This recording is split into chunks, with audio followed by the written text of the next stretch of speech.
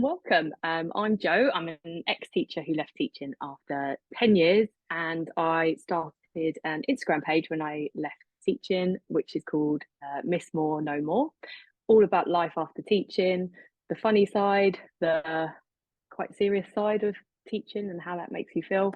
Now, what I'm doing after teaching, and I'm joined by the lovely Claire. So I was a teacher for 20 years. I ended up burning out, I had a life, like both of us had a life after teaching. And my life after teaching is that I'm a therapist now. I'm a cognitive behavioral hypnotherapist and mindset coach, and is an absolute passion of mine. I absolutely love it. Me and Claire decided to get together. We keep getting some great questions from lovely followers over on Instagram. So what we've done is we've grouped those questions, and we're going to make 4, maybe even more if we need to, episodes just focusing in on those different recurring themes that seem to be coming from ex-teachers, teachers who are still working in school. So today's first one that we're going to be focusing on is burnout, recognizing it, what to do about it, strategies that you can use to help cope with burnout. Because I don't know about you, Claire, but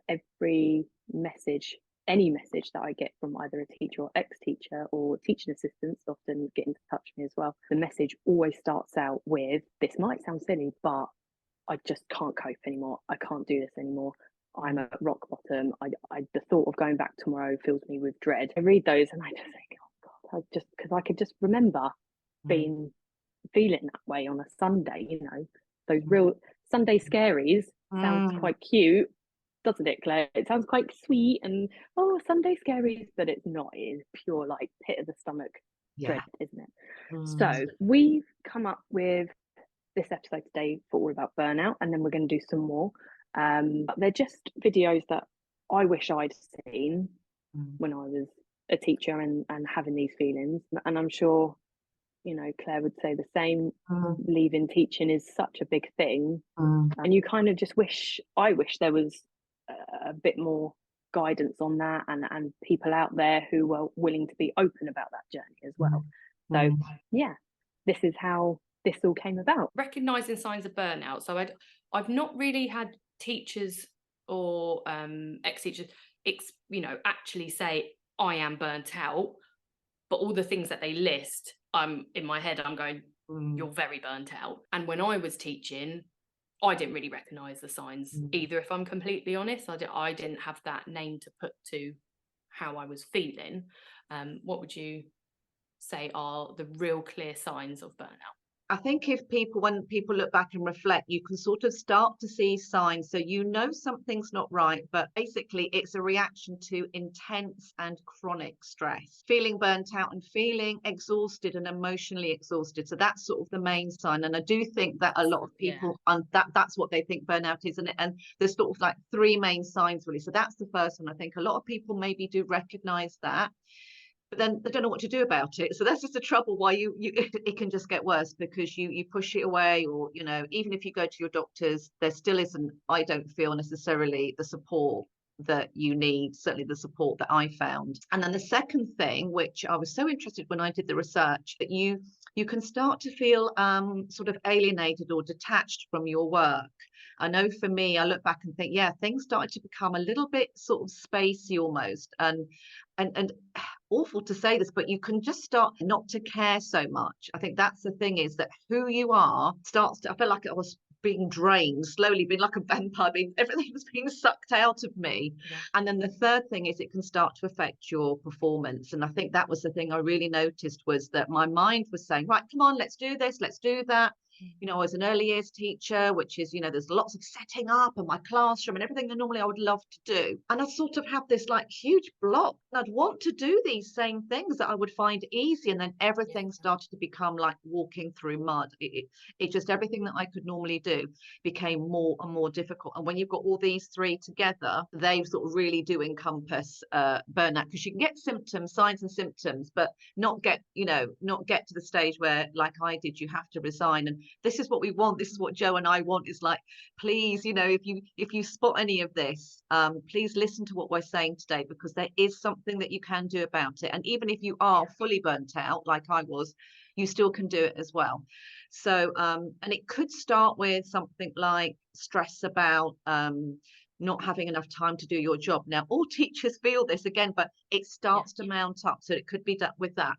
There could be stress. Maybe you've been promoted and maybe you secretly don't think you deserve your position.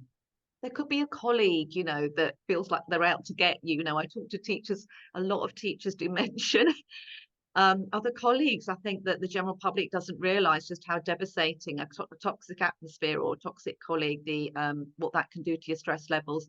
And then this was for me, and I was talking to someone today about this, that if you have all this stress and it goes on and on and on and you don't know what to do about it, and then something else happens. So for me, and I know both of us, family are really important to us. So Jo, obviously, she's younger than me, so mine is like the older person in the family, was somebody that my parents suddenly became unwell at the same time, and I was teaching in the Middle East. I had a parent in the UK, and I had one in Gran Canaria, and I'm an only child. So on top of everything else, in my school holidays, I'm visiting parents. I had to pick which one to visit each time. So quite often that's another thing that can tip you over the edge when something happens outside of your teaching life.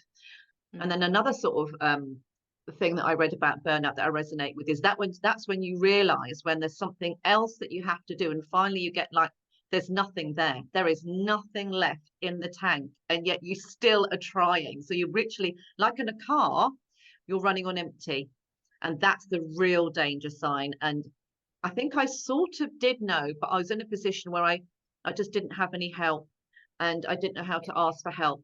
And it was like this just horrible roller coaster that I couldn't get off. So what I learned from my therapy training was that the devastating effect that chronic stress can have on your body, on your nervous system.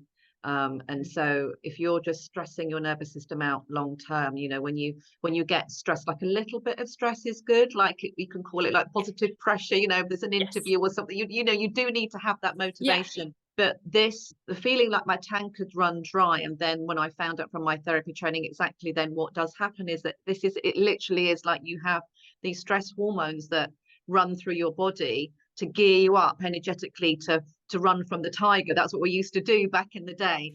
But after a while, it's like, yeah, but that tiger's never there. It's almost like there's a tiger coming continually. You don't know how to switch it off.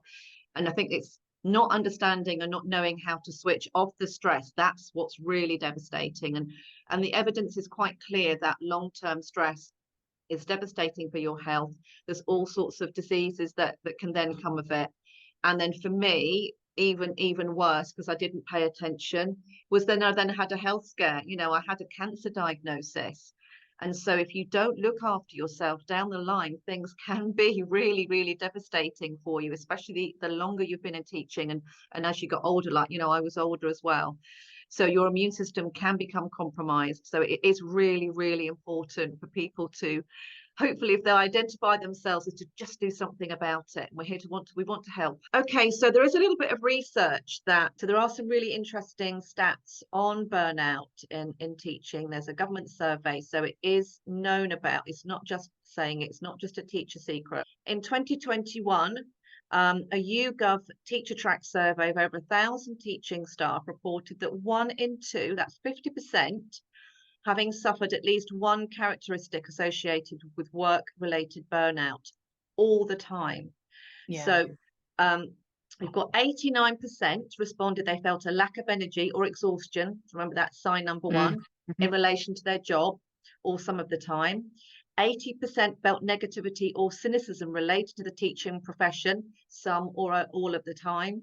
And I think that's the thing, is that the longer you're in the profession, you can start to get quite cynical. And another thing that teachers say to me, and I know I felt it as well, I started to feel quite resentful and bitter about how much I was giving of myself, and I felt that not getting the recognition and understanding from the system. Then we've got 73% saying they felt reduced professional efficacy, which is like the ability to perform your job, some or all of the time. And then finally 59% said they felt mentally distanced from their job, some or all of the time. So this is known about, because there are simple things that you can do to help, and at least to raise awareness of what the signs are, so then teachers can go and get help. That, in the very least, would be so important. So yeah, absolutely agreed. Recognizing the signs would have been something really helpful for me as a teacher. Let's say you are a teacher, you know, and you're recognizing those signs, what we've just spoken about, and you're really relating to that, and that's how you feel right now. What advice would you give to somebody in that situation, dreads the thought of going in on a Monday? What would be something that they could start to implement? Well, we're not saying leave teaching, because I help a lot of people stay in teaching, and this is what you can do. One of the things that you must do is go to your doctor. You must tell people around you, tell people at work, go to your doctor, talk it through. And if necessary, and you need to be signed off, you need to be signed off. And you must not, the teachers feel so guilty about not being in school. And the thing is, we're talking about self-preservation. This isn't just self-care, we're talking about self-preservation. The understanding that unless you put yourself first, you need to stop putting your job first. I talk to teachers all the time about this, and it feels so strange. It doesn't feel like you're supported to put yourself first.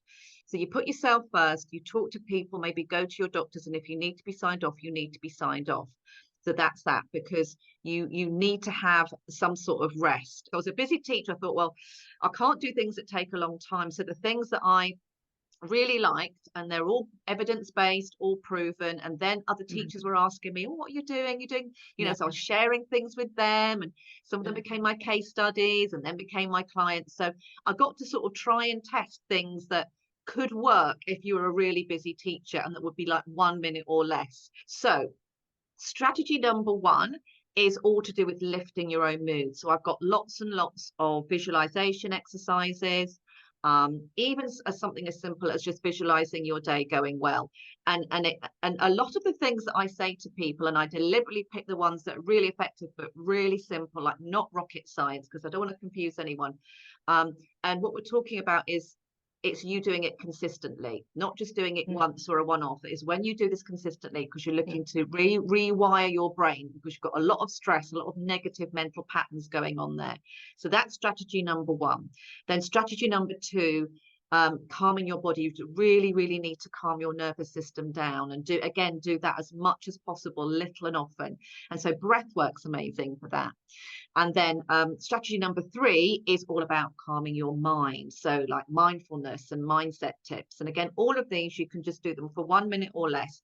But if you do it consistently and do it as much as you can, with some of them, every time I went to the toilet, I think, okay, when I go to the toilet, I'm going to do, you know, to remind myself. And I noticed very, very quickly that I was changing. I was calmer. And it got to the point where, when we did go, because we were off school and online, and then when we did go back into school, I noticed that I didn't dread school anymore. You know, I'd already sort of cracked that bit. I'd already learned how to sort myself out before I even went into school. It really starts with the simplest things. Because those were the ones that I started with when I worked with Claire. And just something as small as, just before getting out of bed, I'd just lay there and I'd think about what's going to go well today, rather than focusing on that negative or having that negative bias. Just thinking about, I've actually used it quite recently, because the weather's been rubbish, and because everything's just, I feel like work got a bit on top of me recently and things like that. And then I was like, I just sit there and I was like, I'm going to have a great day today. Today's going to be a great day. This is what I'm grateful for today. And I just lay there, and just that would go through my head, and then I would get up and start my day, and it just sets you up. Something as simple as that. You might not necessarily believe it, but just saying those words and having those words coming out your mouth, or just thinking them and having that more positive vocabulary going around in your head, it does something, and it really just sets you up. When I was working with Claire, I decided that I was going to go and start doing a bit of supply again, and it caused a bit of had those feelings starting to come back from teaching. And it was a huge thing to step into the classroom again after having a little break, and like having somebody who's like, because I was going, oh God, what if this happens? What if that happens? And I was just, everything was a big catastrophe. Yeah, the what ifs, the catastrophizing. Honestly. The overthinking. And then, you know, but doing that visualizing and going, okay, but what if it all works out? And what if the kids are lovely? And what if the day goes really well? And when I first did supply, I was like straight out of university. I was 10 years in at this point, you know. I know my stuff. I'm confident. I know what I'm doing. I was a good teacher, it will be okay. What's the worst that can happen? Yeah. I mean, there is quite bad things that can happen when you do supply, but it was. And I always came away at the end of supply and just went, what a lovely day that was. What a lovely day. And then absolutely big advocate for that. The breath work as well. Again, still do it to this day. The calming of the mind, those exercises are still, I use them just to like, okay, that's an interesting thought. Okay, off you go. Like, Yeah. and I still use it now just to make sure that I keep on top of that. I try to do it regularly still. Not, I mean, I'm nowhere near in this headspace that I was when I'd left teaching and was just recovering from 10 years of chronic stress.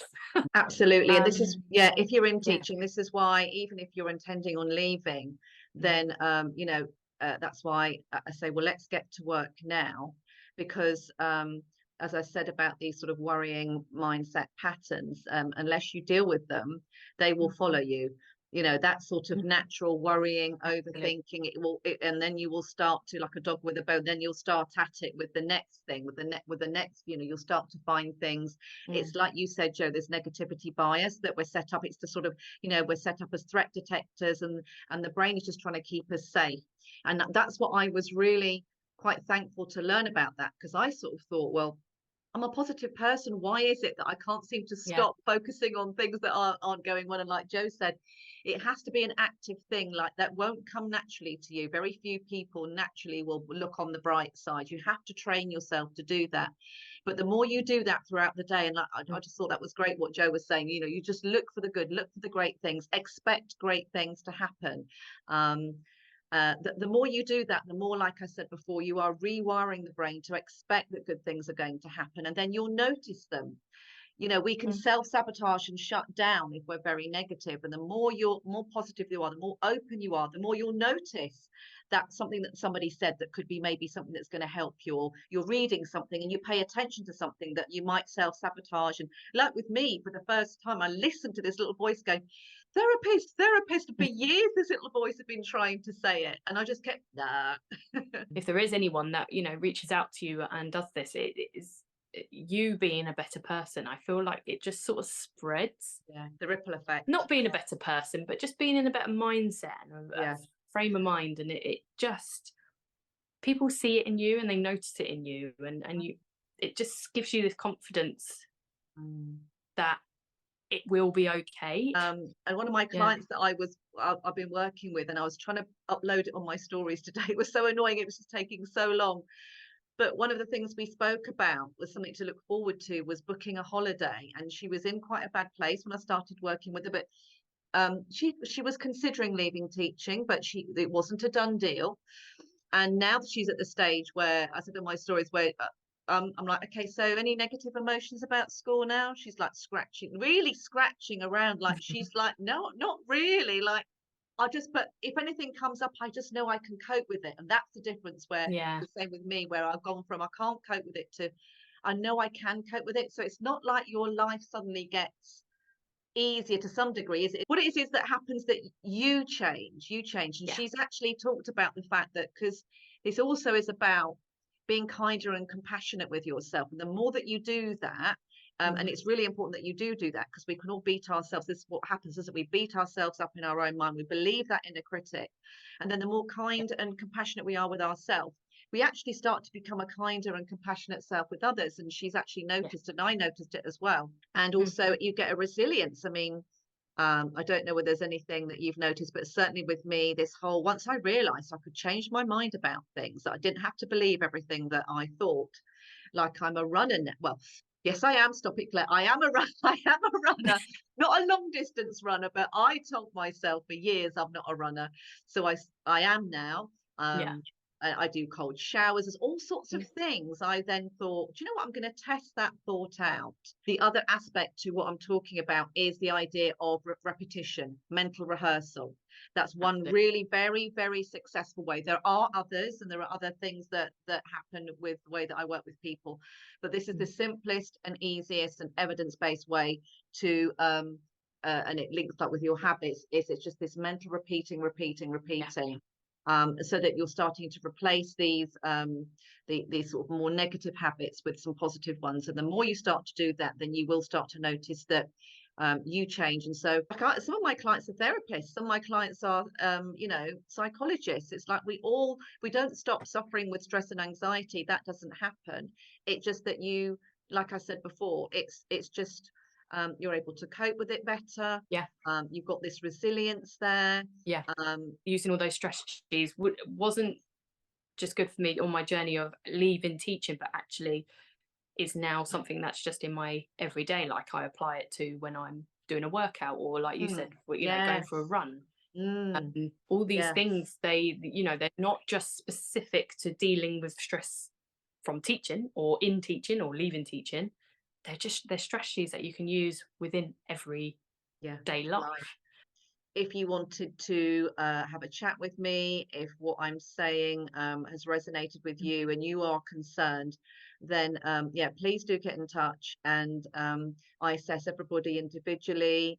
I have got a program that I'm really proud of, that I developed this year, and Joe was one of the first people on it, and that took me 2 years to develop that program, and it gets amazing results if you're ready to take action, if you're really fed up and enough is enough. And sometimes you do have to be in that place. There are amazing results that you can get, and I can personalize the program, one-to-one, there's group, I'm working with schools, whatever time constraints that you have and budget, please don't worry about any of that. Just do reach out, and I'm very happy to give advice, and no pressure. Like if you want to talk to me, that doesn't mean to say, oh, you have to work with me, but I think we're going to put some links so that you know how to get in touch. This was our first episode in our series, all about the questions that we get from teachers and ex-teachers. So this episode's all about burnout. Our next episode is all going to be about how that might look, being able to actually start to make those steps into exiting the classroom, leaving the classroom, if that's what you choose to do. Not that we are telling you to. Nope. First thoughts of handing in notice, what to do next, and how to maybe come up with an exit strategy or a timeline. Thank you very much. Yeah. Lovely to be here. Lovely to see you, Joe. And always. Bye, everyone.